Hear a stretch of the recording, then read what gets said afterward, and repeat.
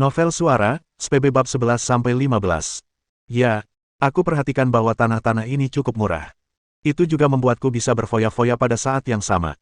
Ada pepatah, semakin banyak bicara, semakin banyak kesalahan yang bisa dibuat. Karena itu, Hong Dali tidak berani menjelaskan secara rinci. Lebih baik membiarkan orang lain menganggapnya sebagai anak boros seperti sebelumnya sehingga tidak ada yang curiga padanya. Ada beberapa detik hening sebelum ayahnya berkata, "Dali, apakah karena kamu sekarang tertarik pada real estate? Namun, area di sekitar klub malam YLIC yang tidak memiliki nilai ekonomi, potensi pertumbuhan nilai properti di sana sangat kecil." "Aku tahu itu," jawab Hong Dali dengan wajar. "Aku tidak akan membelinya jika nilainya berpotensi meningkat. Lagi pula, tujuan utamaku hanya untuk menghambur-hamburkan uang. Namun, kali ini aku tidak menghambur-hamburkan uang terlalu banyak. Berdasarkan harga pasar, aku hanya menghambur-hamburkan sekitar 2 juta yuan." "Oh, maksudmu, tanah yang kau beli seharga 30 juta yuan itu sebenarnya bernilai sekitar 28 juta yuan." Kali ini, giliran ayahnya yang terkejut. Meskipun Hong Dali suka menghabiskan banyak uang, jarang sekali ia benar-benar menyadari nilai barang-barang itu. Dari 30 juta yuan yang digunakan untuk membeli tanah itu, jumlah yang benar-benar dihabiskan hanya 2 juta. Mungkinkah anak ini benar-benar tertarik bermain di bidang properti? Angka sebenarnya adalah 33 juta yuan, yang mana saya menghabiskan sekitar 3 juta yuan. Hong Dali berkata sambil tertawa. "Bagaimana? Apakah semuanya baik-baik saja? Saya punya alasan penting untuk membeli tanah-tanah ini." Ayah Hong Dali terdiam beberapa detik sebelum bertanya, "Lalu, Dali, apa yang akan kamu lakukan dengan membeli begitu banyak tanah? Bisakah kamu memberitahuku?" "Itulah masalahnya. Apa yang bisa dia lakukan dengan begitu banyak harta warisan? Berspekulasi." Meskipun dia memang berniat melakukan itu bukanlah hal yang seharusnya dikatakan oleh seorang anak yang boros. Untungnya, Hong Dali selalu cepat berpikir. Dia menjawab dengan tegas, "Untuk memelihara anjing, aku akan memelihara satu anjing besar di setiap kamar, aku akan memelihara puluhan, ratusan, aku akan memelihara semua jenis anjing bermerek. Di masa depan, tempat ini akan menjadi pusat distribusi kucing dan anjing terbesar di kota ini. Aku ingin anjing-anjing di sini dapat mengelilingi dunia 3 kali saat mereka disatukan." Hatiku. Dari seberang telepon terdengar suara, bump lagi. Ayah Hong Dali hampir tidak bisa bernapas. Bajingan ini benar-benar membuatnya marah. Dia menghabiskan 30 juta yuan untuk membeli tanah hanya untuk memelihara anjing. Anjing jenis apa yang begitu berharga sehingga perlu dipelihara seperti ini? Tang Muxin duduk di samping Hong Dali. Ketika mendengar ini, dia hampir pingsan. Dia pernah melihat orang menghambur-hamburkan uang sebelumnya, tetapi tidak pernah sampai sejauh ini. Dia hanya mencari cara lain untuk menghambur-hamburkan uang. Mata saudara yang tidak bersahabat itu berkobar karena cemburu. Apa haknya? Apa haknya memiliki sepasang orang tua yang kaya dan membiarkan dia melakukan apa yang dia mau, sementara aku jauh lebih baik darinya dalam segala hal.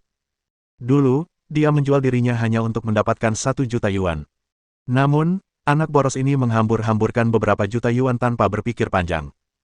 Yang lebih menyebalkan lagi adalah orang tuanya tidak memarahi atau memukulnya, mereka malah mendukungnya. Ini benar-benar menyebabkan logika seseorang hancur berkeping-keping, bukan? Beruntung bagi Hong Dali bahwa cadangan uang keluarganya begitu besar sehingga jumlahnya hampir meroket. Orang tuanya berdiskusi dengan lembut di seberang telepon, setelah itu ibunya berkata, "Dali, kalau kamu suka, kamu bisa simpan saja, karena itu aset tetap, jumlah sebenarnya yang terbuang tidak banyak. Namun, Dali, apakah kamu benar-benar tertarik dengan real estate? Kamu tidak serius menggunakannya untuk memelihara anjing, bukan? Itu tidak banyak gunanya jika kamu memelihara terlalu banyak." Apa yang dikatakan Hong Dali tentang memelihara anjing sebenarnya hanyalah alasan yang dibuatnya saat itu juga. Sekarang setelah jelas bahwa orang tuanya telah setuju, tidak perlu lagi berbasa-basi. "Ngomong-ngomong, menurutku membeli tanah cukup menarik. Aku tidak hanya bisa menghambur-hamburkan uang, tetapi juga bisa memperluas wilayah kekuasaanku. Aku bahkan berpikir untuk membeli seluruh distrik ini. Jika itu terjadi, aku akan menjadi bos di sini dan bisa menghambur-hamburkan uang dengan cara apapun yang kuinginkan. Aku bisa menyewa beberapa ratus antek dan datang ke sini untuk mengajak anjing-anjingku jalan-jalan. Jika aku melihat seseorang yang tidak kusukai, aku akan langsung menghabisi mereka dengan anjing-anjing itu." Lihatlah ambisi bajingan kecil ini. Ibu Hong Dali mendengarkan dengan geli, lalu berbalik dan bertanya kepada suaminya, "Suamiku, aku tidak pernah menyangka Dali kita punya ambisi seperti ini. Haha, bagaimana menurutmu?" Ayah Hong Dali mengelus jenggotnya dan berkata, "Meskipun keluarga kami berkecimpung dalam banyak industri, kami belum pernah berkecimpung dalam bidang real estate sebelumnya." Kata-kata Dali tadi mengingatkan saya, mengapa tidak membiarkan dia melakukan apa yang diinginkannya dan membeli semua tanah di distrik itu, karena itu adalah aset tetap, itu tidak dapat dianggap merugi. Bagaimana menurut Anda?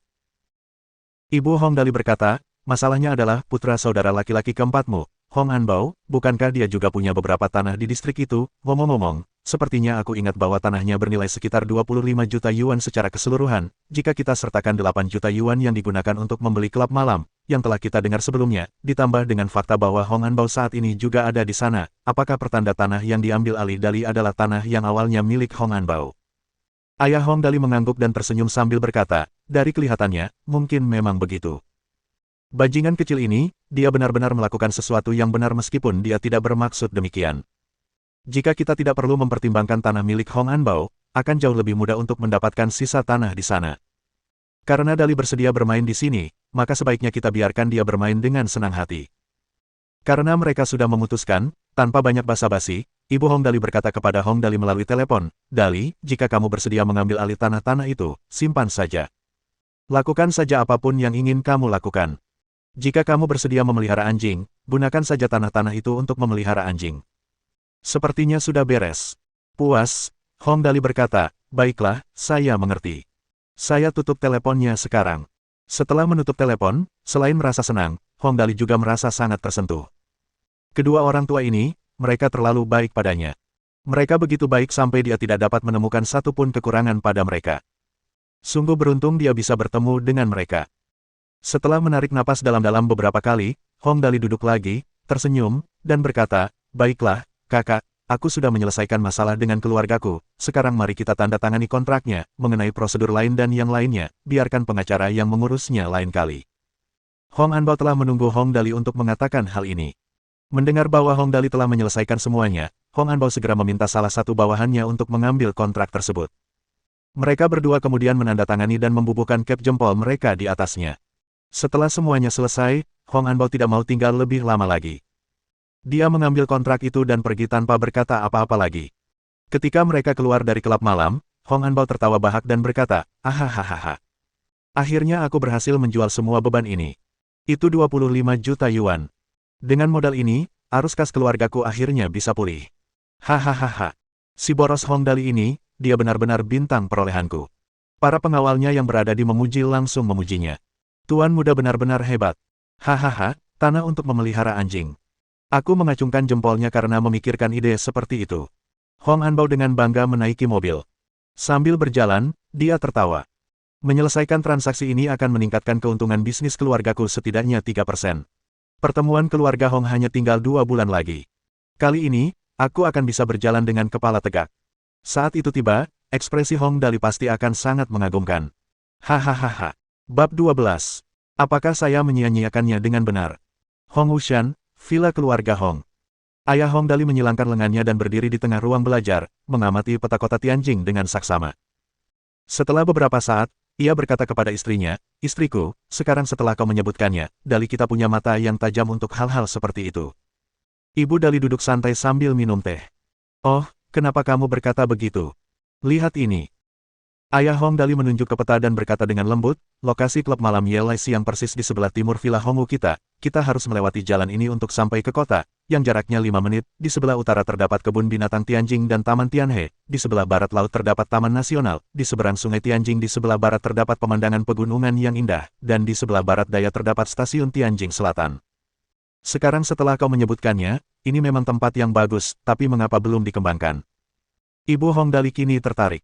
Tampaknya anak kita yang hilang lebih pintar dari yang kita duga. Setidaknya dia mewarisi kekejaman kita. Memilih tempat yang bagus pada percobaan pertamanya memang sulit dilakukan. Ada banyak faktor yang memengaruhi perkembangan tempat ini, misalnya, isu politik. Ayah Hong Dali menghisap rokoknya dalam-dalam, sambil membentuk huruf O di mulutnya dan mengembuskan asap rokoknya. Sambil menyipitkan matanya, ia berkata, mungkin aku harus berbicara dengan wali kota Jiang, aku bermaksud untuk berinvestasi 300 juta, sambil menjajaki kemungkinan-kemungkinannya, bagaimana menurutmu, istriku? Dali hanya main-main, dan kau juga main-main dengannya, menghabiskan 300 juta yuan sekaligus. Ibu Hong Dali menyeringai sambil menyeruput tehnya. Tapi aku akan mendukungmu, aku setuju dengan apa yang kau katakan tentang tempat ini, tapi bagaimana dengan para penyewa, apakah mereka setuju untuk pindah? Itu akan sulit, bagaimana kalau begini, kita investasikan 100 juta yuan dulu, kita beli tanah yang murah dan simpan tanah yang mahal untuk nanti, bagaimanapun, harga properti tidak akan turun dengan mudah, kita bisa memperlakukannya sebagai aset tetap. Ayah Hong Dali menggambar lingkaran di peta dengan jarinya. Mari kita urus area di sekitar klub malam dulu dan amati situasinya. Kita akan putuskan apa yang harus dilakukan selanjutnya setelah saya bertemu dengan wali kota Jiang. Kedengarannya bagus, biarkan Dali terus bermain-main di sana. Bajingan ini hanya membeli tanah untuk memelihara anjing, sungguh lelucon. Ibu Hong Dali menegur dengan lembut. Meskipun ia menyebut Hong Dali sebagai bajingan, bahkan orang buta pun dapat melihat betapa ia memanjakannya. Hong Dali tidak menyadari analisis orang tuanya. Yang ia pedulikan hanyalah menghambur-hamburkan uang seperti orang gila. Sin, apakah kamu suka anjing? Hong Dali bertanya sambil bersandar di sofa. Kakinya berada di atas meja kopi sambil meneguk minumannya.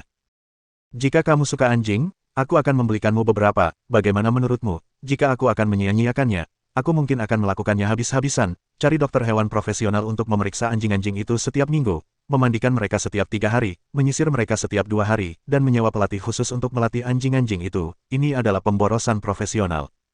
Siapa yang tidak suka anjing berbulu? Bahkan Hong Dali, si anak yang sangat boros, menemukan cara untuk mengaitkan anjing dengan pemborosan. Tang Muxin menjawab dengan gelisah, tentu saja saya suka anjing, tetapi mendengar Anda mengaitkannya dengan pemborosan, saya tidak punya niat untuk memeliharanya secara tiba-tiba. Asalkan kamu suka, jenis apa yang paling kamu suka? Hong Dali menoleh ke arah lain, dan seorang pelayan memberinya anggur yang sudah dikupas. Dia memakannya dengan puas sambil tertawa. Bagaimana menurutmu? Aku juga suka anjing, kita bisa merawat mereka bersama-sama. Tang Muxin mengangkat jarinya yang pucat dan halus dan menempelkannya di bibirnya. Mungkin Chow, mereka terlihat sangat berbulu dan lembut, aku paling suka mereka. Itu seharusnya sama dengan Chow di bumi. Hong Dali mengangguk. Kalau begitu, mari kita pelihara Chow, beberapa dari setiap warna. Favoritku adalah anjing husky, mereka yang paling konyol, itu paling cocok dengan statusku. Tang Muxin terdiam. Dia menjawab dengan marah, terserah kamu, karena kita memelihara anjing. Belikan aku Chow, setidaknya aku akan merasa lebih baik melihatnya daripada melihatmu. Tidak masalah. Hong Dali menjentikkan jarinya. Supir, atur 2 orang untuk mendapatkan beberapa anjing. Ya, 100 anjing Chow, 100 anjing husky, dan 100 anjing samoyed juga. Oh, apakah ada anjing Mastiff Tibet? Dapatkan 100 juga. Pengemudi segera bertindak sesuai instruksinya. Tang Muxin mendengarkan sambil gemetar ketakutan. Hong Dali, harus ada batas untuk pemborosan, mengapa kamu membutuhkan begitu banyak anjing? Aku bisa mengajak para antek jalan-jalan dengan anjing, hebat sekali, kata Hong Dali dengan tenang. Hari ini aku bisa mengajak anjing husky jalan-jalan, besok anjing Mastiff Tibet jalan-jalan, lusa anjing Chow. Tang Muxin benar-benar kalah. Dia menutup mulutnya dan mengabaikan Hong Dali. Saat itu hampir tengah malam, tetapi di mana-mana ada gadis-gadis materialistis yang tinggal dekat dengan anak-anak kaya yang konyol itu. Ada yang tampak polos di luar tetapi liar di dalam, ada yang nekat dan tidak peduli dengan hal-hal sepele, ada yang seperti Ratu S, semua tipe wanita berbeda, mulai dari ukuran kap A hingga G apalagi yang bisa diminta pria. Saat kepadatan di klub malam bertambah banyak, aula di lantai 1 terisi penuh. Kapasitasnya hampir 2 kali lipat dari kapasitas sebenarnya. Di mana ada pelanggan, di situ ada bisnis. Semua orang bergosip tentang Hong Dali yang sangat boros. Itu adalah topik yang paling populer di mana-mana. Saat kerumunan terus memenuhi aula, yang lain mulai menuju ke atas menuju restoran dan hotel. Meskipun Hong Dali telah berjanji untuk menanggung biaya klub malam itu, namun biaya tersebut tidak termasuk restoran dan hotel. Jumlah uang yang terbuang sia-sia itu telah melambung tinggi di benak Hong Dali. Tak lama kemudian, salah seorang antek membawakan total pengeluaran untuk malam itu. Hong Dali meliriknya dan terkejut setengah mati. Astaga, aku mengundang orang ke klub malam secara gratis, tapi kamu bilang aku menghasilkan lebih dari 20.000 yuan malam ini. Ya, benar. Si antek yang menyampaikan berita itu meneteskan butiran keringat di dahi. Tuan muda ini memang sulit ditebak. Orang lain pasti akan sangat senang mengetahui penghasilannya, tetapi orang ini malah mengatakan bahwa itu buruk. Hong Dali mengusap dagunya. Sepertinya aku tidak menyia-nyiakannya dengan benar. Pasti ada yang salah di suatu tempat, rasanya tidak benar. Apa yang harus kulakukan? Saat dia sedang berpikir, pengemudi itu kembali sambil memegang telepon. Tuan Dali, Tuan tua, dan Nyonya tua mendesak Anda untuk pulang. Anda masih harus bersekolah besok. Sekolah. Hong Dali mengerutkan kening. Dia menganggukkan kepalanya tetapi berkeringat karena gugup. Astaga, sekolah. Aku bisa mempelajari informasi tentang hal-hal lain di suatu tempat, tetapi kepada siapa aku akan bertanya tentang kelas dan sekolah tempatku bersekolah. Ini buruk. Dia bisa saja mencari alasan untuk hal lain, tetapi orang bodoh pun akan merasakan ada yang salah jika dia lupa kelas mana yang sedang dia ikuti semalaman. Tidak, tidak, dia harus memikirkan ide. Bab 13. Legenda Sang Antek. Pergi ke sekolah adalah hal yang penting. Selain semua hal, kelas dan tingkatan, siapa ketua kelas, siapa yang dekat dengannya di sekolah, dan siapa musuh bebuyutannya, setidaknya dia harus tahu hal-hal ini. Di tempat-tempat seperti ini, paling mudah untuk mengungkap jati dirinya. Apa yang harus dia lakukan? Sementara Hong Dali panik, waktu terus berjalan. Ia masih harus pulang bersama sopirnya terlebih dahulu. Hong Dali tidak melupakan Ling Xiaoyi sebelum pergi. Kamu boleh tinggal di sini untuk sementara waktu, aku akan meninggalkan nomor teleponku sehingga kamu bisa meneleponku jika kamu butuh sesuatu, kamu akan bertanggung jawab atas tempat ini mulai sekarang. Ling Xiaoyi merasa sedikit kecewa karena Hong Dali tidak berniat mengajaknya. Bagaimanapun, villa keluarga Hong bagaikan istana legendaris di pegunungan. Bahkan jika dia tidak bisa tinggal di villa itu, akan sangat menyenangkan jika bisa melihatnya sekilas. Ling Xiaoyi dengan tegas mencoba mendapatkan belas kasihan Hong Dali. Tuan muda, bisakah Anda mengizinkan saya menemani Anda kembali? Saya takut sendirian di sini, bahkan jika saya harus kembali ke sini sendirian malam ini. Apakah gadis ini mencoba melemparkan dirinya kepadaku? Hong Dali mengamati Ling Xiaoyi. Meskipun dia tidak dapat dibandingkan dengan Tang Muxin, dia dapat dianggap cantik. Pada waktunya, dia dapat memiliki bakat seperti seorang ratu. Aku akan membawanya bersamaku. Hong Dali bertanya kepada pengemudi, apakah mobilku sudah ada? Sopir itu menjawab dengan hormat, ya, tuan muda, ada di luar. Kalau begitu, ayo kita pergi. Hong Dali melangkah keluar dengan angkuh, tidak melupakan antek-anteknya. Antek-antek, tunjukkan jalan, apa yang kalian tunggu, cepatlah, ayo kita pulang. Ya. Tiga antek dengan agresif memberi jalan bagi Hong Dali, menggunakan tubuh mereka untuk mendorong kerumunan ke samping dan memberi jalan baginya. Seolah-olah mereka telah memperoleh kekuasaan karena menjadi antek Hong Dali. 9 antek, bersama dengan Hong Dali, Tang Muxin, dan pengemudi, totalnya 12 orang, berjalan dengan gagah berani dalam satu barisan keluar dari pintu klub malam Yelai Siang. 3 mobil mewah berwarna hitam diparkir di luar klub malam. Di bagian depan setiap mobil terdapat logo malaikat emas mengilap, dan di bagian belakang terdapat malaikat bersayap dalam pose berdoa. Hong Dali dapat mendengar 3 antek berseru, ya Tuhan, itu adalah malaikat doa, satu malaikat doa bernilai lebih dari 1 juta. Malaikat pendoa. Lebih dari 1 juta. Bukankah itu setara dengan Rolls-Royce di bumi? Lumayan, cuma mobil seperti ini yang cocok dengan status seperti saya. Nggak ada gunanya kalau mobil biasa. Hong Dali tersenyum puas dan tertawa. Para antek, apa yang kalian tunggu, ayo masuk ke mobil dan berangkat. 3 malaikat doa berkulit hitam memimpin jalan menuju limusin panjang Hong Dali. Kendaraan yang mewah namun sederhana itu menarik banyak orang yang lewat. Mereka yang mempertanyakan bagaimana para antek itu diterima menghentakkan kaki karena kecewa, berharap untuk bereinkarnasi agar memperoleh kesempatan lagi. Dalam satu malam, kisah 9 antek Hong Dali menyebar ke seluruh jalan dan gang. Semua orang tahu si anak ajaib itu telah merekrut beberapa antek dan mereka telah berkeliling dengan prayer angels dan mengenakan kostum maluni yang lebih mahal. Para antek itu mengangkat kepala mereka tinggi-tinggi kemanapun mereka pergi, tampak sangat mengesankan. Semua orang berkata, untuk bisa menjadi antek Hong Dali, mereka harus melakukan sesuatu yang baik di kehidupan sebelumnya. Tidak mungkin menjadi anteknya jika mereka tidak dilahirkan dengan kebaikan. Tentu saja, perihal rumor ini, Hong Dali tidak peduli. Dia tersenyum lebar, mengamati angka-angka dalam sistem. Nilai pemborosan tuan rumah saat ini, 327.845 yuan, apakah Anda ingin menebus poin atribut? Tentu saja. Hong Dali menjawab tanpa berpikir, tukarkan semua poin atribut dan tambahkan ke statistik kesehatanku. Dalam waktu singkat, Hong Dali merasa hangat dan nyaman. Kesehatannya sedikit membaik. Itu terasa menyenangkan. Sekarang setelah statistik kesehatannya mencapai 45, ia merasa jauh lebih kuat dari sebelumnya, tidak terlalu lemah sehingga embusan angin pun dapat membuatnya terjatuh. Ini terasa normal. Hal ini tentu layak untuk dirayakan. Mobil-mobil itu segera mencapai gerbang utama Villa Hongwu. Tang Muxin, yang duduk di sampingnya, mendengus. Dali, jangan bilang kau bermaksud menyuruhku tidur di tempatmu malam ini. Perlukah kau bertanya? Hong Dali merasa aneh. Kau tunanganku, bukankah tidur di tempatku adalah hal yang wajar, kita bisa pergi ke sekolah bersama besok. Tidur di rumahmu, besok sekolah. Tang Muxin melompat seperti kucing yang ekornya diinjak. Bagaimana kau bisa mengharapkanku menghadapi teman sekelas kita seperti itu, aku mungkin lebih baik mati saja. Tidur di rumah Hong Dali, si anak durhaka. Pergi sekolah bersama. Bagaimana dia bisa mengangkat kepalanya tinggi-tinggi di masa depan? Pulang saja bersamanya akan membuatnya merasa menyesal seumur hidupnya. Jika dia tetap tinggal, dia pasti akan mengalami mimpi buruk seumur hidup. Itu bukan masalah besar, reaksimu berlebihan. Hong Dali cemberut. Yang ada di pikirannya hanyalah mencoba menipu Tang Muxin agar memberitahunya kelas dan tingkatan mana dia berada. Selama mereka bersama, dia tidak pernah menyebutkan kelas mana yang mereka ikuti. Itu bisa berarti mereka berada di sekolah yang sama tetapi tidak di kelas yang sama. Pada saat ini, sebuah pikiran muncul di benak Hong Dali, dan dia tersenyum malu pada Tang Muxin. Oh, Xin Xin, karena kita bertunangan, bagaimana kalau aku datang ke kelasmu? Atau kamu bisa datang ke kelasku? Tang Muxin terkejut dan menolaknya.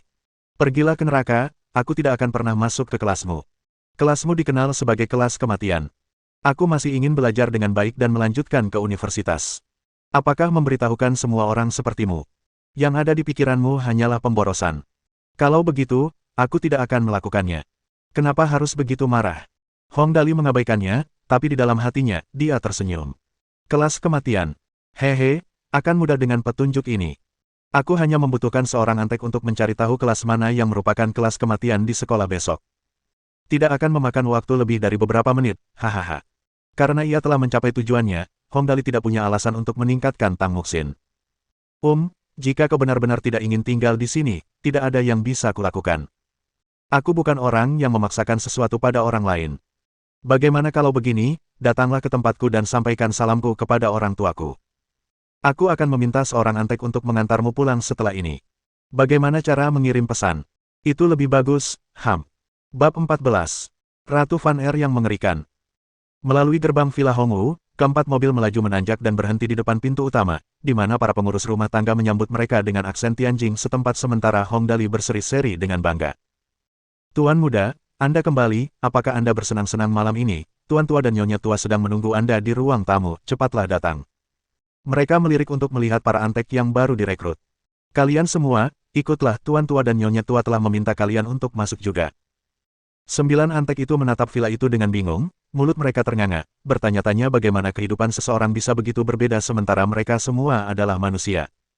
Ling Xiaoyi yang cerdik adalah orang pertama yang bereaksi, membungkuk hormat kepada pengurus rumah tangga paling senior.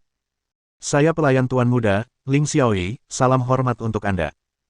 Para antek lainnya segera mengikuti jejaknya dan membungkuk kepada pengurus rumah tangga senior juga. Meskipun mereka tidak secerdas itu, setidaknya mereka tahu untuk mengikuti pemimpin pada saat-saat seperti ini. Mereka khawatir akan diusir kapan saja. Menjadi antek seseorang yang memberi tip 5.000 yuan dengan mudah, dengan begitu banyak orang yang iri dengan posisi mereka harus sangat berhati-hati untuk tidak mengacaukan segalanya. Pengurus rumah tangga tua itu mengangguk setuju pada Ling Xiaoyi, sambil tersenyum. Nona Xiaoyi terlalu sopan, ikutlah denganku, kalian semua akan menjalani pelatihan khusus selama 1 minggu, lagi pula, tidak mudah untuk menjadi pelayan tuan muda. Hong Dali melangkah dengan angkuh, memimpin untuk memasuki villa saat dia yakin bahwa mereka hampir selesai berbicara. Tang Muxin mengikutinya dari dekat. Bagaimanapun, ini adalah rumah Hong Dali, dan dia harus menunjukkan etika yang baik, meskipun dia benar-benar benci terlihat bersama Hong Dali.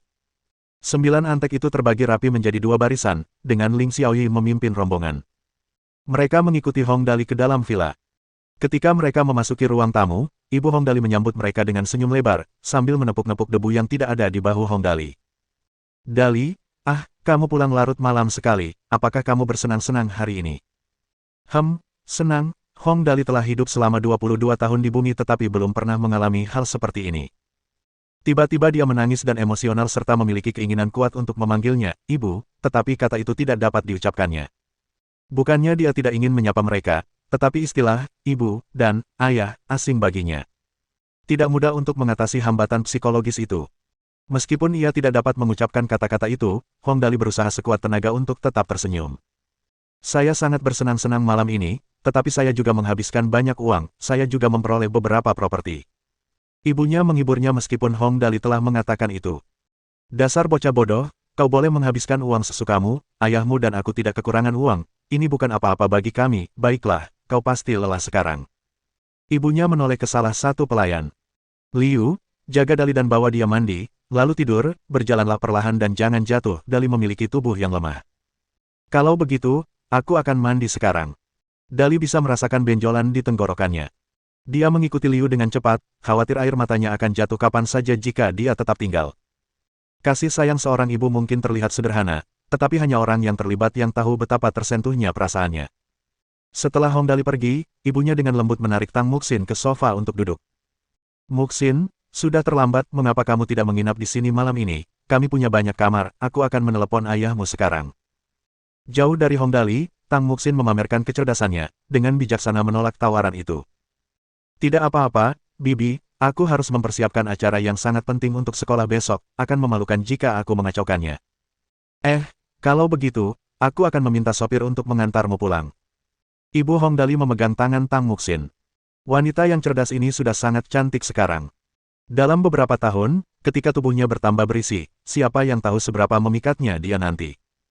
Dia melihat sekelilingnya sendiri, mencoba menemukan sesuatu yang cocok untuk diberikan kepada Tang Muxin, tetapi tidak berhasil. Ayah Hong Dali berdeham. Dia jelas lebih berpengalaman. Jangan cari-cari lagi, perhiasan yang kamu pakai terlalu dewasa untuknya, aku sudah menyiapkan hadiah untuknya. Dia mengeluarkan sebuah cincin giok dari sakunya, warnanya hijau zamrud yang cemerlang hampir transparan. Orang hampir bisa melihat pembiasan cahaya melaluinya. Itu jelas bukan perhiasan biasa. Ayah Hong Dali memasangkan cincin itu di jari ramping Tang Muxin dan tersenyum. Ayahku menyiapkan cincin ini saat kalian bertunangan, namanya cincin biru langit, jangan meremehkannya, cincin itu membuat pemakainya merasa damai dan memiliki kemampuan untuk menyeimbangkan ki dalam tubuhmu. Dalam benak Tang Muxin, dia sudah memutuskan untuk menolak pernikahan itu di masa mendatang. Dia merasa bimbang karena ayah Hong Dali telah menyiapkan hadiah yang begitu berharga untuknya. Dia tidak merasa nyaman menerimanya, tetapi menolaknya akan mengecewakannya. Meski begitu, jika dia menerimanya, akan sulit untuk mengangkat topik itu di masa mendatang. Mengingat keadaan di rumah, dia menggigit bibirnya dan menerima hadiah itu. Kalau begitu, saya akan menerima hadiahnya, terima kasih, Paman. Dalam benaknya, dia sudah memutuskan untuk menyimpan cincin itu dengan baik daripada memakainya. Setelah menerima hadiah dan menyapa orang tuanya, Tang Muxin bersiap untuk pergi.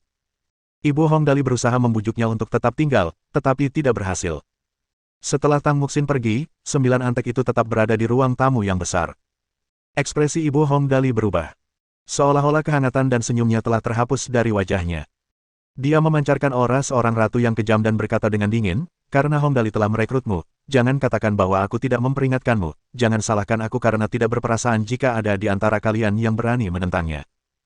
Hanya beberapa kata darinya tampaknya telah menurunkan suhu di ruang tamu hingga 10 derajat. 9 antek itu menjadi mati rasa dan menggigil karena isi yang disampaikan kepada mereka. Sebagai pemimpin, Ling Xiaoyi menjawab, baik, Nyonya Tua, mohon bimbing kami. Ibu Hong Dali berdiri dan mondar-mandir, mengamati para antek sambil melipat tangan di belakangnya. Ia berkhotbah dengan dingin, pertama-tama, perilakumu harus sesuai dengan jabatanmu, Dali kita akan menjadi dewamu, jangan berani-beraninya kau pergi ke timur jika ia memintamu pergi ke barat, itu berarti bahwa meskipun perapian ada di depanmu dan ia memintamu untuk melompat, kau akan melompat masuk, kau mendengarku. Ling Xiaoyi dan yang lainnya gemetar ketakutan namun tetap menjawab dengan hormat, ya.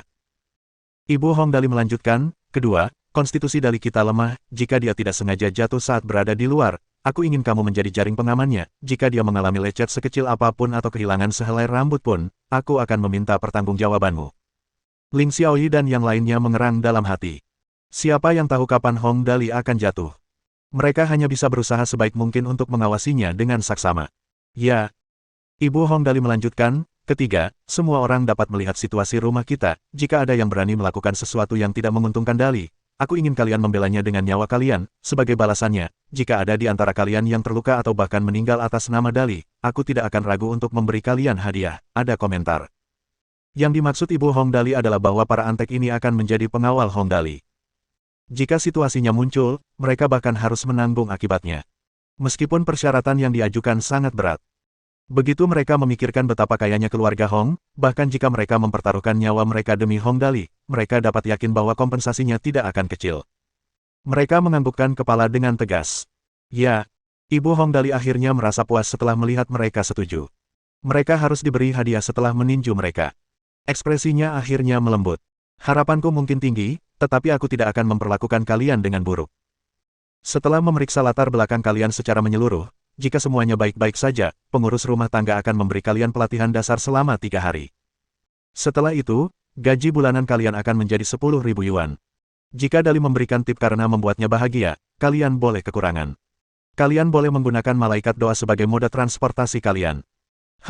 Kalian boleh tinggal di gedung pelayan untuk sementara waktu. Itu saja. Minta rumah tangga membawa kalian untuk mempelajari beberapa etika dasar. Ibu Hongdali telah mengatakan semua yang perlu dikatakannya. Dia menunjuk tangan ke Ling Xiaoyi. Kamu, ikut aku, ada yang ingin menanyakanmu. Bab 15. Nasib kotoran anjing. Menghadapi Ibu Hongdali, yang memancarkan aura bak ratu yang luar biasa, Ling Xiaoyi berada di bawah tekanan yang sangat besar. Setelah mendengar bahwa dirinya dipanggil, dia langsung menjadi dingin, dan tubuhnya dipenuhi keringat dingin. Dia berjalan dengan hati-hati, menyapa Ibu Hongdali dengan hormat, dan berkata, apa yang ingin Anda ketahui, Nyonya? Namamu Ling Xiaoyi. Ibu Hongdali mengamati Ling Xiaoyi dari ujung kepala sampai ujung kaki, mengangguk, dan berkata, ya, kamu cukup tampan, cukup cocok, meskipun kamu agak tua, sayang sekali.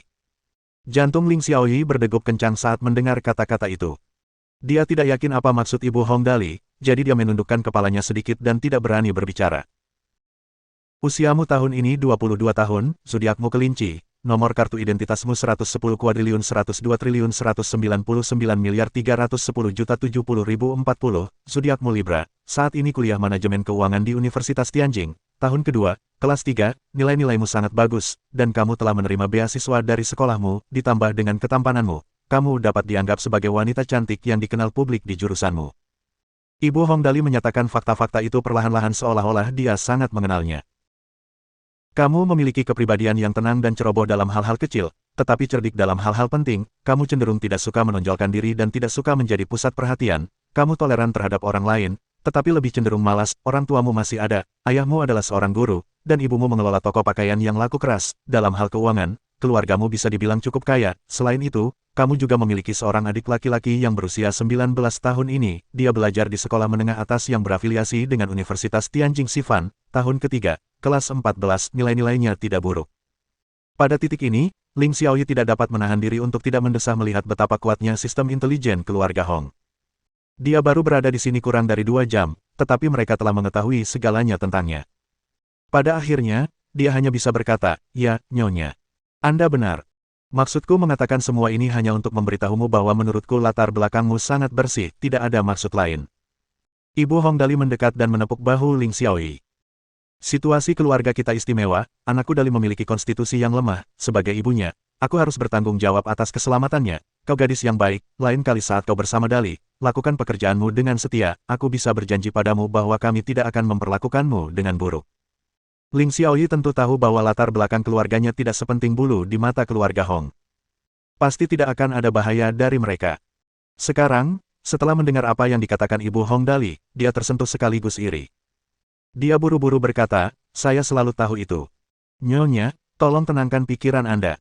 Haha, baguslah kalau kamu tahu. Wajah Ibu Hongdali akhirnya sedikit tersenyum.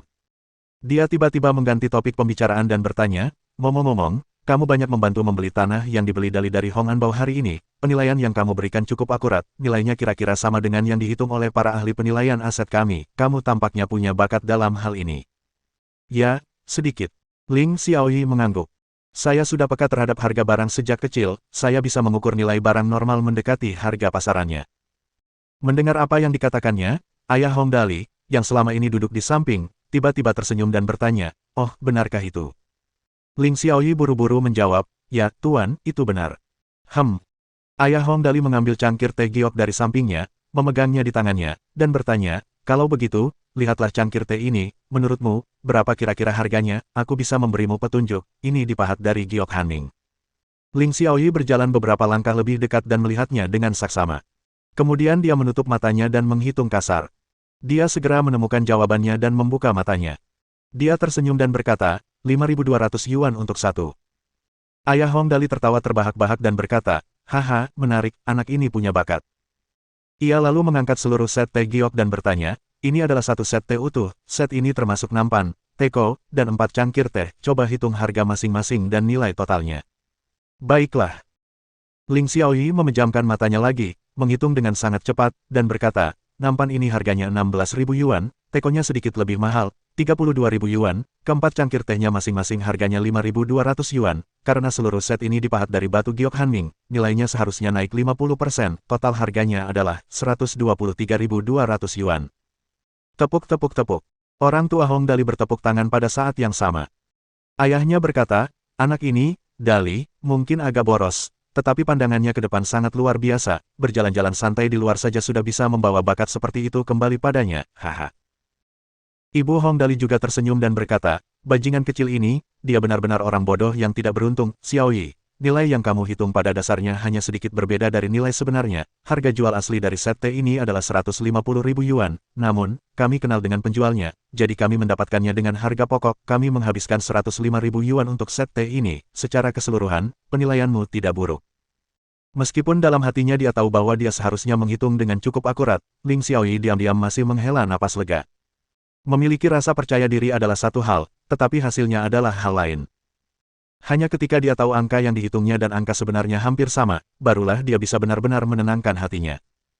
Suamiku, apa pendapatmu tentang Xiaoyi ini? Jika kita membiarkannya mengikuti Dali, itu akan membuang-buang bakatnya. Dengan kemampuannya, seharusnya ada posisi yang lebih cocok untuknya.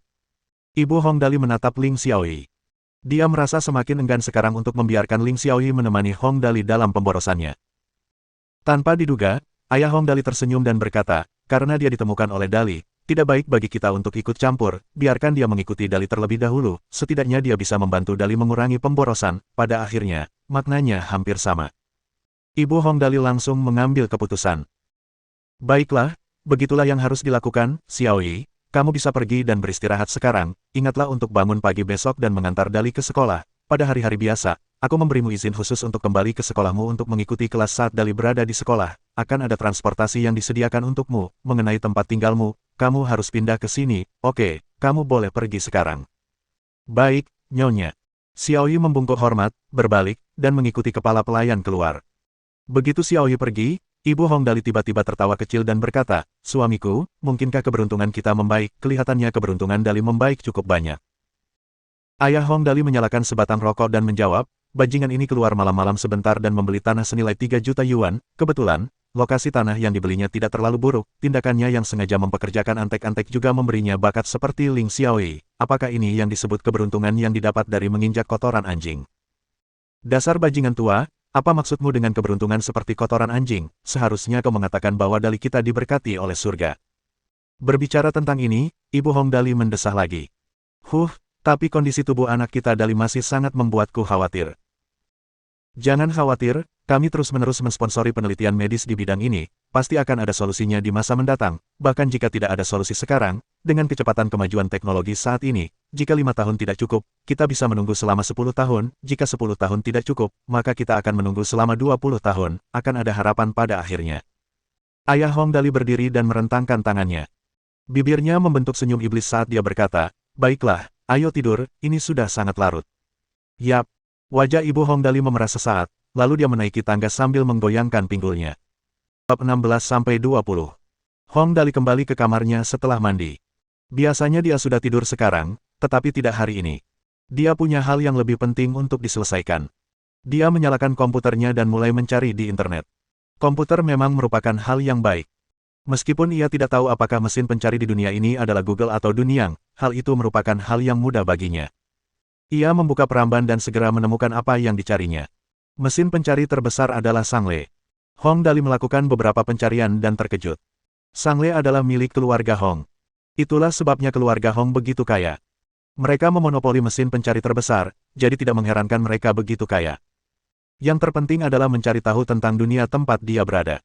Hong Dali hanya tahu bahwa tempat ini mirip dengan bumi, tetapi dia perlu mencari tahu apa yang sama dan apa yang berbeda. Dia butuh beberapa informasi.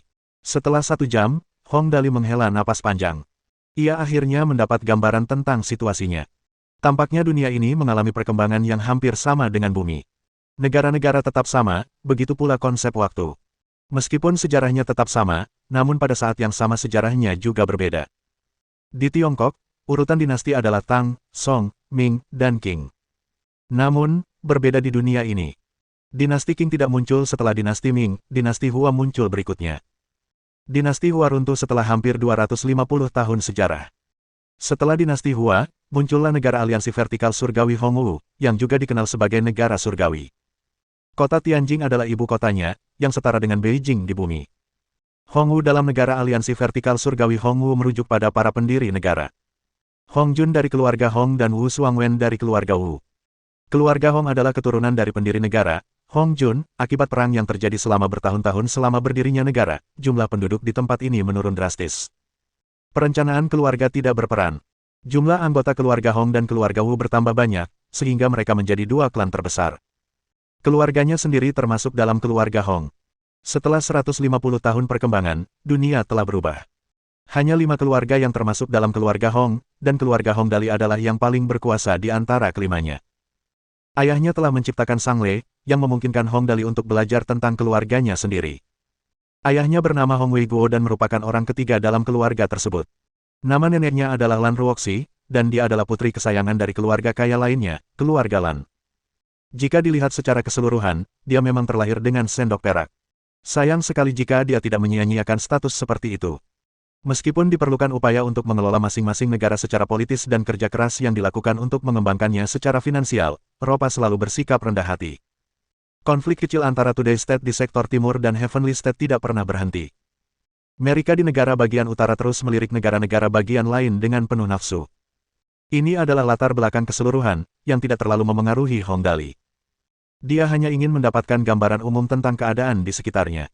Dari segi militer, strategi pasukan negara surgawi adalah yang terkuat. Eropa dan Amerika jago dalam teknologi mereka.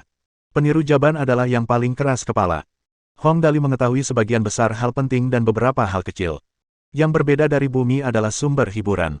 Film, permainan, dan musik sangat diabaikan. Di sisi lain, olahraga sangat populer dan dimainkan dengan baik. Negara surgawi dikenal jago dalam semua jenis olahraga, bahkan sepak bola. Itulah sebabnya kebanyakan orang tidak menyukai Hong Dali, yang terlahir dengan tubuh yang lemah dan tidak pernah bekerja sehari pun. Yang dilakukannya hanyalah berfoya-foya. Semuanya tampak baik-baik saja secara keseluruhan. Hong Dali bergumam pada dirinya sendiri sambil menatap data di monitornya. Tidak banyak perbedaan dari apa yang kubayangkan, terlahir di keluarga seperti ini, akan sangat disayangkan jika tidak menyia-nyiakannya. Inilah mengapa lagu-lagu di klub malam besar seperti Night Fragrance sangat buruk. Menyia-nyiakannya adalah untuk menikmati hidup dengan lebih baik. Jika ada kesempatan, aku akan mencoba-coba di bidang film atau musik. Dengan begitu, aku akan dapat hidup lebih nyaman dan pada saat yang sama mendapatkan lebih banyak poin atribut. Haha. Ah, aku ngantuk banget. Hong Dali melihat jam.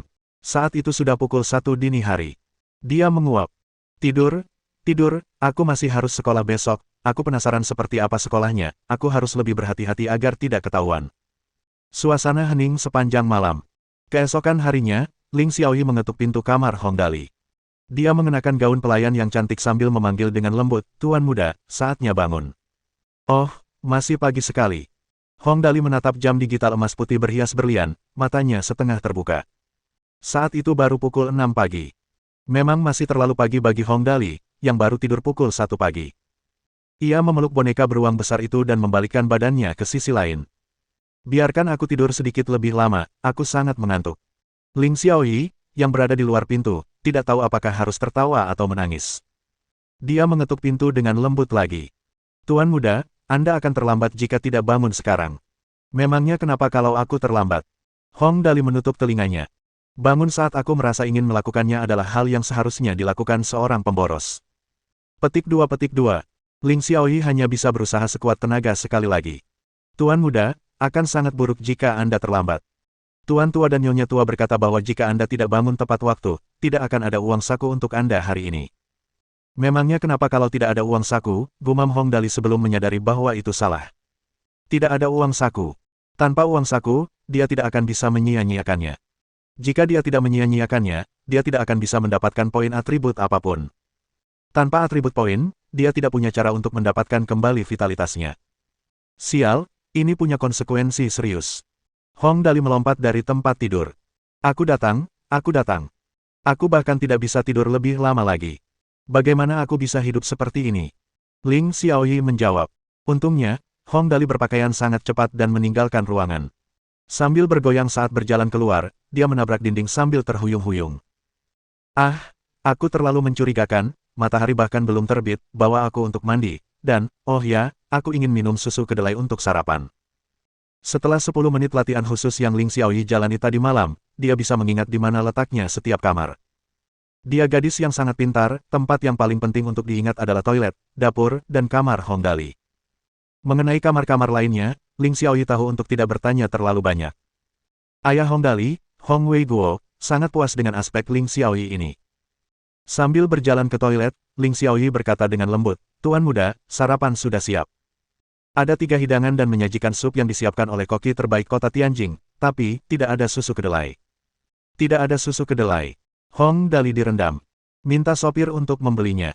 Tapi, kita cukup jauh dari kota. Apakah dia tidak bisa menyetir? Sebagai seorang pemboros yang cakap, sudah sepantasnya dia menghabiskan lebih dari 20 yuan untuk bahan bakar guna membeli susu kedelai seharga 1 yuan. Petik 2. Ling Xiaoyi menatap dengan bingung. Oh, oke. Sungguh sulit untuk memahami dunia orang kaya. Bab 17. Sarapan si penghambur-hamburkan. Para pelayan di villa itu semua histeris ketika mereka mendengar Tuan Muda Dali ingin susu kedelai untuk sarapan. Tuan Muda ingin susu kedelai, dia sedang mencuci sekarang, saya beri Anda waktu 5 menit untuk membeli susu kedelai panas, apakah Anda mengerti? Pembantu rumah tangga tua itu membetulkan kacamatanya. Dia berusia 60-an tetapi berdiri tegak seperti anak panah saat dia memberi perintah kepada para pelayan. Orang yang memiliki keterampilan mengemudi terbaik sebaiknya berangkat sekarang, sisanya, persiapkan apa yang Tuan Muda butuhkan untuk sekolah, seragamnya, telepon seluler, dan tas sekolahnya, dan gosok sepatu kulitnya. Jika saya melihat setitik debu di sepatu itu, sebaiknya Anda bersiap untuk berkemas dan pergi, cepatlah. Dengan instruksi pengurus rumah tangga tua itu, setidaknya 10 pembantu mulai menyiapkan semua yang dibutuhkan Hong Dali untuk pergi ke sekolah. Seragam hari ini dibuat dengan tangan oleh penjahit terbaik, meniru seragam sekolah dengan sangat mewah. Kaos kakinya dari seraten dan dibuat dengan katun alami terbaik. Tak perlu dikatakan lagi, sepatu kulitnya terbuat dari kulit buaya dari XXXXXXXXX. Sepasang sepatu olahraga Jordan juga disiapkan untuk Tuan Muda Dali. Sepasang sepatu hitam sederhana harganya 14.500 yuan. Ponsel masa kini adalah ponsel pir emas putih yang dipasangi berlian. Itu adalah ponsel mewah edisi terbatas, satu dari hanya 50 set yang tersedia di dunia. Pelayan itu mendesah sambil menyiapkan ponsel ini untuk Hong Dali. Jika dia sedang dalam suasana hati yang buruk, nasib ponsel seharga 12.500 yuan ini tidak akan diketahui. Tanpa melebih-lebihkan, Hong Dali mengenakan barang-barang mewah dari ujung kepala sampai ujung kaki. Mungkin terlihat sederhana di permukaan, tetapi hanya seorang profesional yang dapat memperkirakan berapa biaya keseluruhan penampilannya. Jumlah yang diperoleh orang normal setelah bekerja keras selama 1 bulan hanya cukup untuk menutupi biaya 1 kaos kaki. Susu kedelai yang sangat ingin ia minum sungguh merupakan barang mewah. Pelayan dengan keterampilan mengemudi terbaik mengendarai limusin mewah Soaring Angel senilai 4 juta yuan. Soaring Angel merupakan perusahaan saudara yang lebih mahal dari Prayer Angel, dan berangkat dari villa Four Loops di kota Tianjing berjarak 7 km dari villa. Dia membeli secangkir susu kedelai dari toko sarapan terbaik, dengan total harga 1 yuan. Saat dia mengemudi kembali, bodi mobil tergores oleh batu yang berterbangan dari jalan. Dari kelihatannya, biaya untuk mengecat ulang mobil tersebut setidaknya 10.000 yuan. Hong Dali akhirnya berseri-seri karena kebahagiaan saat ia meminum susu kacang kedelai seharga 10.001 yuan dan memakan sayur-sayuran awetan yang disiapkan oleh koki ternama, sambil menggigit roti yang lezat. Ia merasa sangat puas, dan semakin meyakinkan orang lain bahwa dirinya memang layak menyandang gelar anak yang hilang. Setelah Hong Dali kenyang, ia bersiap untuk pergi ke sekolah dengan bantuan Ling Xiaoyi. Ia berjalan dengan bangga menuju mobil mewah yang telah disiapkan dan menjentikkan jarinya. Ayo berangkat. Ia tidak lupa mengucapkan selamat tinggal kepada orang tuanya, yang mengantarnya pergi. Aku berangkat ke sekolah sekarang. Dali, hati-hati di sekolah, jangan sampai terjatuh. Ibu Hong Dali dengan lembut membetulkan seragamnya. Baiklah, pergi. Hong Dali kemudian memulai kehidupan sekolahnya sebagai anak hilang pertama dalam sejarah. Dalam perjalanan, pikiran Hong Dali dipenuhi dengan pikiran tentang sekolah. Ia telah memerintahkan seorang antek untuk mencari tahu kelasnya sebelum ia meninggalkan rumah. Oleh karena itu, hanya ada 2 malaikat pendoa yang tersisa dari 3 malaikat pendoa yang memimpin jalan. Tentu saja, barisan itu cukup untuk membuat orang yang lewat menjadi silau. Beberapa dari mereka berkomentar, cepat, lihat, anak boros keluarga Hong semakin boros. Oh ya, dia memang begitu, pemborosan yang boros itu, para dewa pasti buta. Kita semua berasal dari dunia yang sama, namun kita sangat berbeda. Bagaimana kita bisa dibandingkan dengannya? 3 mobil melaju selama sekitar 10 menit sebelum berhenti di gerbang utama perguruan tinggi bangsawan swasta kota Tianjing. Perguruan tinggi swasta bangsawan kota Tianjing terkenal dengan gaya baru dan cita rasa yang berkelas. Gaya baru, di sini merujuk pada inovasi, yang mewakili kepatuhan penuh terhadap undang-undang pendidikan, kemudian standarisasi oleh undang-undang pemasaran. Gaya baru, adalah untuk membedakan diri mereka sendiri dan mereka yang masih memegang standar ujian yang ketat sebagai target akhir. Selera yang halus, merujuk pada kualitas tinggi, standar tinggi, dan efisiensi, yang menyiratkan kasih sayang, tingkat layanan yang baik, nilai yang unggul, teknologi berkualitas, kemampuan beradaptasi yang tinggi terhadap pasar, dan kepribadian yang kuat. Tentu saja, semua ini tidak masuk akal. Seringkali, segala sesuatunya tidak serumit yang terlihat. Singkatnya, ini adalah sekolah teraman dan termahal di seluruh kota Tianjin. Tidak ada sekolah lain yang lebih cocok untuk Hong Dali selain sekolah ini. Oleh karena itu, Hong Dali belajar di sini. Saat pengemudi membuka pintu, Hong Dali mengusap hidungnya saat keluar dari mobil. Dia mendongak dan melihat tulisan, Tianjin College, di gerbang utama sekolah. Itu bahkan bukan emas, kesan yang buruk. Mengenai mengapa hanya ada dua kata, itu karena, dalam benak rakyat jelata, semua sekolah swasta yang mahal dibangun untuk keturunan orang kaya. Itu sangat berbeda dari sekolah yang dimaksudkan untuk rakyat jelata. Sebagai sekolah swasta yang mahal, tampaknya wajib untuk mempersingkat kata-kata dari nama sekolah. Misalnya, Sekolah Tinggi Bangsawan Swasta Kota Tianjin ini hanya dikenal sebagai Sekolah Tinggi Tianjin, memancarkan betapa berkelasnya sekolah itu. Tepat pada saat ini, Antek yang dikirim untuk mencari tahu tentang kelas Hong Dali berlari ke arah mobil dan berbisik ke telinga Hong Dali, "Tuan muda, kelas kematian adalah kelas 2, kelas 14, juga dikenal sebagai kelas terburuk di seluruh sekolah. Ada 42 orang di kelas, dengan 18 laki-laki dan 24 perempuan. Karena mereka semua adalah anak-anak dari keluarga kaya, mereka sangat sulit diatur." Setelah menyampaikan pesan, dia tidak lupa mengungkapkan kekhawatirannya. "Tuan muda, aku tidak bisa berada di sisimu untuk melindungimu di kelas seperti ini. Aku benar-benar khawatir. Apa yang perlu dipikirkan? Ini masalah kecil. Saya telah menjalani kehidupan dan telah melihat semuanya. Ini mudah saja." Hong Dali melangkah masuk ke sekolah melalui punggung tegak. "Baiklah, kamu bisa menunggu di sini untuk instruksiku. Aku akan pergi ke kelas dan akan memberitahu kamu jika aku membutuhkan sesuatu." Dia kemudian menatap Ling Xiaoyi. "Oh ya, Xiaoyi, diajak untuk membeli anjing-anjing hari ini. Aku ingin melihat malam ini." "Baik, Tuan muda." Ling Xiaoyi berbaring di Hong Dali. "Jangan khawatir. Aku berangkat dulu ya. Sudah lama sekali sejak aku masih di sekolah menengah. Aku kembali sekarang." Teman-teman sekelas yang manis, bersiaplah menyambut anak ajaib nomor 1 di dunia. Wahahaha. Bab 18. Belum pernah mendengar tentang keajaiban Dali. Seperti kata pepatah, meskipun semua orang dianggap setara di dunia ini, di Tianjin College tempat Hong Dali bersekolah, orang dapat melihat dengan jelas perbedaan antara setiap kelas. Tak perlu dikatakan, Hong Dali termasuk dalam kelas tertinggi, yang juga dikenal sebagai puncak piramida. Begitu Hong Dali berjalan ke halaman sekolah, semua orang mulai menyapanya dari jauh. "Selamat pagi, Tuan Muda Dali. Tuan Muda Dali, Anda datang lebih awal hari ini. Tuan Muda Dali, apakah Anda punya waktu sore ini, bisakah kita makan siang bersama?" Menghadapi situasi seperti itu, Hong Dali melakukan apa yang biasa dilakukannya.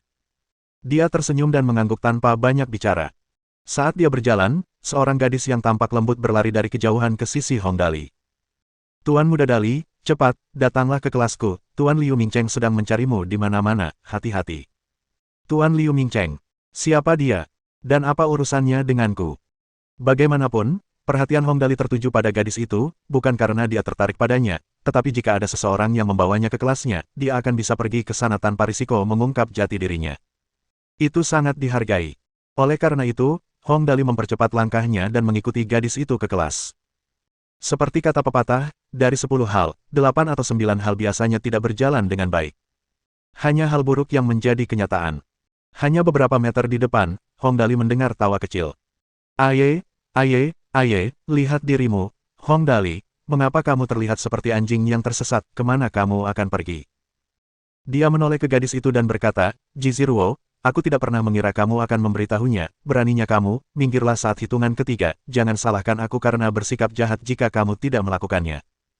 Anak laki-laki kurus setinggi 1,8 meter ini adalah guru Liu Mingcheng yang disebutkan Jiziruo. Dari apa yang dikatakan Liu Mingcheng, Hong Dali dapat melihat 5 hal. Pertama, hubungan mereka berdua tidak baik. Kedua, pria ini telah mempersulitnya selama ini. Ketiga, sebagai tuan muda keluarga Hong, berani berbicara kepadanya seperti itu, Liu Mingcheng ini pasti berasal dari keluarga dengan status yang sama. Keempat, Liu Mingcheng datang dengan persiapan hari ini, karena Jiziruo telah mendesaknya untuk segera pergi. Kelima, keluarga Jiziruo pasti sangat berbeda dari keluarga dia atau keluarga Liu Mingcheng. Kalau tidak, Liu Mingcheng tidak akan bisa mengusirnya dengan mudah. Berbekal informasi ini, Hong Dali harus memikirkan strategi. Paling tidak, ia harus membawa Jiziruo bersamanya, siapa lagi yang akan membawanya ke kelas. Oleh karena itu, Hong Dali melangkah di depan Jiziruo dan tersenyum. Liu Mingcheng, ini urusan kita berdua, tidak perlu melibatkan orang lain, bicaralah langsung padaku jika kau punya masalah, aku harus segera ke kelas. Sepertinya kamu sudah berubah, beraninya kamu berbicara seperti ini padaku. Liu Mingcheng ragu-ragu dan berpikir, ada apa dengan anak manja ini hari ini? Biasanya, dia akan lari begitu melihatku. Dia bertingkah sangat aneh hari ini. Meskipun Liu Mingcheng berpikir demikian, ia dikenal di Universitas Tianjin karena menindas Hong Dali. Kedua keluarga itu berselisih, mereka jelas tidak akur. Keluarga Hong Dali mengendalikan mesin pencari sangle, sedangkan keluarga Liu Mingcheng bertanggung jawab atas platform obrolan Turki. Keduanya sama-sama penting. Keluarga Liu Mingcheng berminat memperluas bisnis mereka ke mesin pencari, sementara keluarga Hong Dali telah menemukan cara untuk membuat platform obrolan. Karena alasan-alasan ini, tidak mengherankan mereka berselisih satu sama lain. Liu Mingcheng berkata, Hong Dali, ku dengar kau sangat mengesankan tadi malam, menghabiskan waktu di klub malam bersama Tang Muxin, bukankah aku sudah memperingatkanmu sebelumnya untuk tidak mendekati Tang Muxin, beraninya kau menutup telinga terhadap apa yang kukatakan. Jadi beginilah adanya. Kecemburuan. Hong Dali mengorek hidungnya dengan acuh tak acuh. Memboroskan adalah hobiku, memboroskan dengan orang lain jelas lebih menyenangkan daripada melakukannya sendiri. Carilah alasan yang lebih baik jika kamu ingin mencari kesalahan seseorang, bertengkar karena kamu cemburu itu kekanak-kanakan, aku merasa malu atas namamu. Tepat saat Hong Dali menyelesaikan perkataannya, Jiziruo menarik lengan bajunya. Dali, ayo pergi, kau akan kalah jika tidak pergi sekarang. Kekalahan. Sejak kecil, Hong Dali selalu percaya bahwa berada di pihak yang kalah adalah suatu berkah. Namun, menghadapi Liu Mingcheng, yang mencari-cari kesalahan tanpa alasan, Hong Dali tidak pernah kalah. Tepat pada saat ini, teman-teman sekelas mengerumuni mereka berdua, berdiskusi. Cepat, lihat, Hong Dali melawan Liu Mingcheng lagi. Para penonton berspekulasi. Ya, Liu Mingcheng memiliki kelebihan karena tinggi dan kuat. Dia selalu menindas Hong Dali. Aku tidak bisa terus menontonnya. Kata seseorang dengan rasa keadilan. Apa kau sadar, Hong Dali terlihat sangat keren saat mengupil. Tak perlu dikatakan lagi, mereka adalah para nimfa. Tuan Liu, pukul dia. Ini jelas ada di pihak Liu Mingcheng. Mendengar diskusi dari para pengamat, Liu Mingcheng goyah. Alasan dia memilih Hong Dali hari ini adalah karena dia mendengar orang lain membicarakan Hong Dali yang membawa Tang Muxin ke klub malam Yelai siang malam sebelumnya. Dia telah memperhatikan kecantikan Tang Muxin selama ini, menjadikan Tang Muxin sebagai dewi yang sempurna di hatinya. Sekarang setelah Tang Muxin tiba-tiba pergi dengan Hong Dali, dia menjadi cemas. Dia menyadari hubungan rumit antara Tang Muxin dan keluarga Hong. Selain itu, Tang Muxin tidak pernah menyukai Hong Dali. Oleh karena itu, Liu Mingcheng tidak pernah berani menyentuh Tang Muxin. Namun, saat ini situasinya berbeda. Tang Muxin tiba-tiba pergi bersama Hong Dali. Liu Mingcheng tidak bisa lagi duduk dan menonton. Bagi seseorang yang memiliki gangguan obsesif-kompulsif, wanita yang ia sukai tidak dapat disentuh oleh orang lain dengan mudah, bahkan kerinduan. Setelah mendengar informasi pagi ini, Liu Mingcheng sangat marah. Ia telah mengumpulkan pengikutnya dan mencari Hong Dali di seluruh halaman sekolah. Ketika Hong Dali melangkah masuk ke sekolah, seseorang telah memberitahu Liu Mingcheng, yang menyebabkan kejadian ini. Menghadapi teman sekelasnya di sekitar mereka, Liu Mingcheng menjadi marah. Dia berjalan ke arah Hong Dali dan berkata dengan galak. Hong Dali, meskipun namamu Dali, itu hanya karena kamu lemah saat lahir, maka orang tuamu memberimu nama Dali. Apakah kamu benar-benar berpikir kamu memiliki kekuatan untuk melawanku? Dali menciptakan keajaiban, apa yang belum pernah kamu dengar sebelumnya. Hong Dali mengambil kotoran lengket dari hidungnya dan menempelkannya ke dada Liu Mingcheng. Bicaralah jika kau ingin mengatakan sesuatu, waktuku sangat berharga. Hong Dali mengejutkan semua teman sekelas di sekitarnya dengan tindakannya. Bahkan Liu Mingcheng pun tercengang. Dia telah menyebutkan Hong Dali begitu lama, tetapi dia belum pernah melihat Hong Dali seberani itu. Kau, Liu Mingcheng yang marah, mengangkatnya. Kau percaya aku tidak akan memukulmu? Sebelum dia bisa menyelesaikan kalimatnya, Hong Dali terjatuh ke tanah. Bab 19. Dali yang tak terkalahkan. Terlepas dari bagaimana ia bersikap, Liu Mingcheng hanya ingin menang dengan menggunakan kata-katanya untuk menakut-nakuti Hong Dali. Bagaimanapun, Hong Dali dikenal lemah dan sakit-sakitan, dan orang tuanya sangat menyayanginya. Siapapun yang berani menyentuh Hong Dali pasti akan menghilang dalam waktu 1 jam. Meskipun latar belakang keluarga Liu Mingcheng hampir setara dengan Hong Dali, menyentuhnya hanya akan menyebabkan kedua keluarga secara terbuka menyatakan perang. Hong Weiguo dan istrinya tidak akan ragu menggunakan pengaruh mereka untuk melawan keluarga Liu. Liu Mingcheng bukan satu-satunya putra keluarga Liu. Dia tidak sanggup menanggung akibatnya.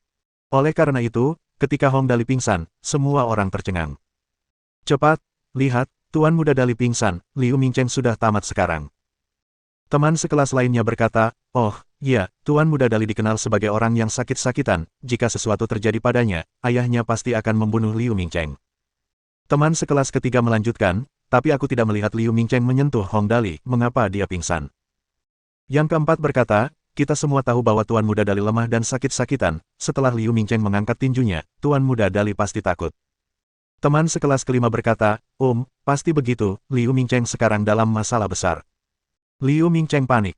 Hong Dali, aku hanya bercanda, kau tidak benar-benar takut, kan? Cepat, katakan sesuatu, katakan sesuatu. Hong Dali tergeletak di tanah, gemetar dan memegangi dadanya. Jantungku, kau membuatku takut setengah mati, Liu Mingcheng, apakah keluargamu tahu bahwa kau begitu kejam? Mendengar Hong Dali, Liu Mingcheng akhirnya tenang. Jika Hong Dali benar-benar pingsan, dia harus berkemas dan meninggalkan keluarga Liu. Dali, aku akui, ini salahku, apakah kamu baik-baik saja? Dia memohon. Sambil menggigil, Hong Dali menjawab, tubuhku, kakiku menyerah, bagaimana menurutmu? Liu Mingcheng hampir menangis ketakutan. Periksa dan lihat apakah kamu baik-baik saja, apakah ada yang sakit, cepat, bangun. Hong Dali dikenal lemah. Jika pingsan seperti ini, dia hampir tidak berguna. Hong Dali tidak bisa bangun. Ia mengerang, berbaring di lantai. Sikuku, tulang pinggulku, lututku. Hong Dali merasakan dirinya terluka saat berbicara dan mengerang dimanapun ia menyentuhnya. Setiap kali ia mengerang, Liu Mingcheng akan mengerutkan kening. Sepertinya Hong Dali telah melukai dirinya sendiri saat ia pingsan. Liu Mingcheng dalam masalah kali ini. Teman-teman sekelasnya di sekitarnya terkejut. Kelihatannya serius sekali. Begitu orang tuanya tahu, mereka akan segera masuk ke sekolah. Setelah Hong Dali mengerang dan mengerang, dia akhirnya menyimpulkan, ya, tidak sakit dimanapun. Kenapa kamu mengerang jika tidak sakit? Liu Mingcheng akhirnya merasa lega. Rasanya seperti baru saja naik roller coaster, jantungnya berdetak sangat cepat. Berhentilah menghilangkan bagian yang tidak sakit, cepat, bangun, karena tidak sakit. Cepat, bangun dan lihat apakah kamu masih bisa bergerak. Coba. Hong Dali mengitari lantai menggunakan bahu kirinya. Aku bisa bergerak. Liu Mingcheng hampir putus asa. Aku memintamu untuk berdiri dan berjalan, bukan bergerak di lantai seperti ini, aku mohon padamu. Tolong, berdirilah, aku mengakui kesalahanku, maukah kau berdiri lebih dulu? Ji Ziruo, yang berdiri di belakang Hong Dali, tidak tahan lagi. Gadis kecil ini jelas berada di pihak Hong Dali. Dia berdiri di depan Hong Dali, melindunginya, dan berteriak, apa terburu-buru, tidakkah kau tahu Tuan Muda Dali lemah, bagaimana dia bisa bangun begitu cepat setelah pingsan seperti ini, bisakah kau bertanggung jawab jika terjadi sesuatu padanya jika dia berdiri terlalu cepat? Bagus sekali. Hong Dali mengerang sambil berbaring di lantai. Dia mendongak dan, ucat. Gadis ini masih melindungiku di saat seperti ini, lumayan. Hong Dali terus mengeluh, aku bisa berjalan, tapi kenapa tulang pinggulku mulai terasa sakit? Iya, panas sekali. Liu Mingcheng hampir mengamuk. Kamu memar saat berputar-putar di lantai tadi. Ah, benarkah? Hong Dali mengerang, gemetar. Ya, aku terjatuh sangat keras hari ini, kenapa aku tidak bisa berdiri, ya, aku merasa pusing. Kamu, berhentilah membuatku takut, haruskah aku segera membawamu ke rumah sakit? Liu Mingcheng jelas panik, memohon. Bagaimana kalau kamu memberitahuku apa yang kamu ingin aku lakukan, aku akan melakukannya jika aku bisa. Tang Muxin mungkin penting, tetapi jelas lebih penting untuk mempertahankan posisinya sebagai tuan kedua keluarga Liu. Tanpa status ini, tidak akan ada yang bisa dia lakukan di masa depan. Benarkah, apapun? Hong Dali terus mengejang di lantai, membuat semua orang takut. Ya, aku setuju, aku akan menyetujui apapun yang kau katakan. Liu Mingcheng putus asa. Cepat, bangun, kakak Dali, aku akan memperlakukanmu sebagai kakak laki-lakiku, apakah itu cukup? Kalau begitu, aku tidak punya apa-apa untuk dikatakan. Hong Dali menundukkan kepalanya, lengannya gemetar.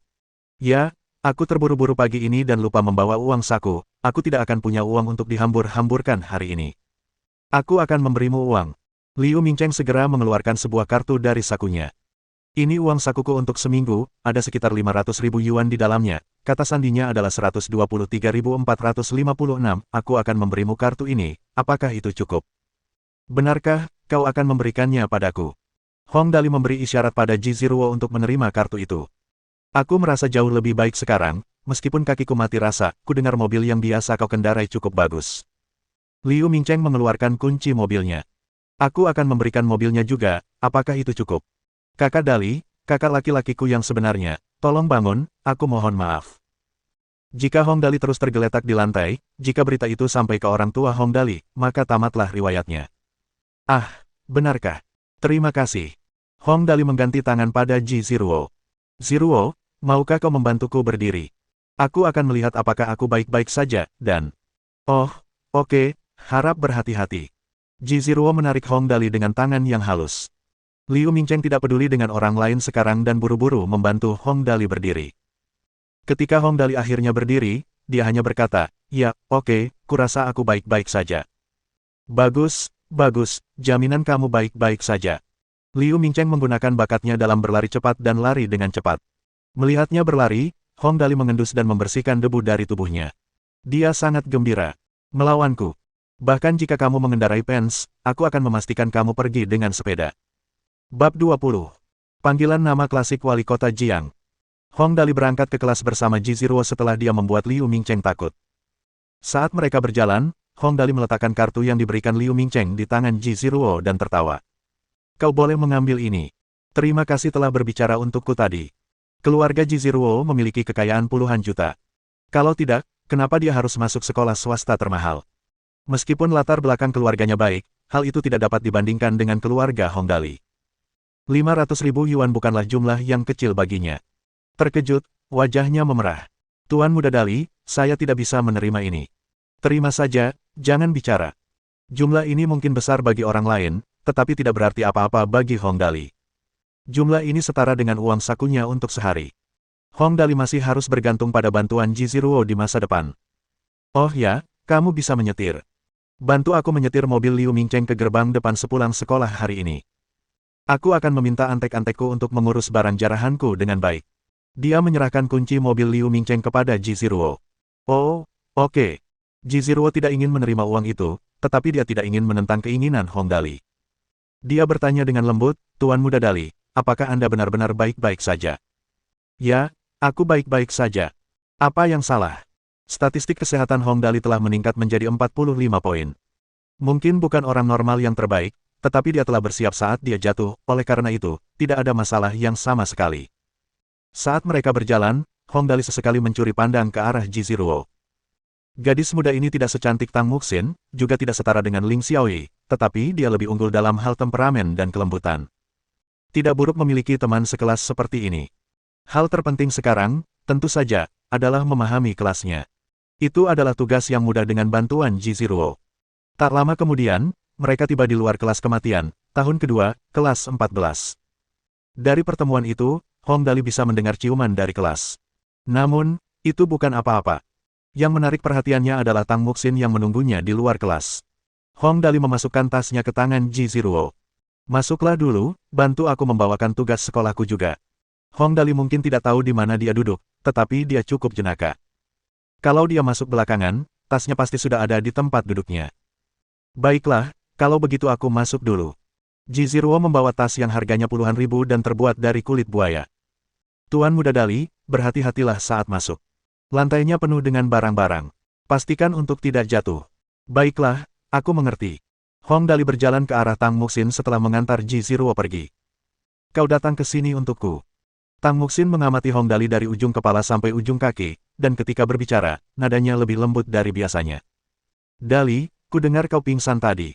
Aku khawatir, jadi aku datang ke sini. Kau baik-baik saja.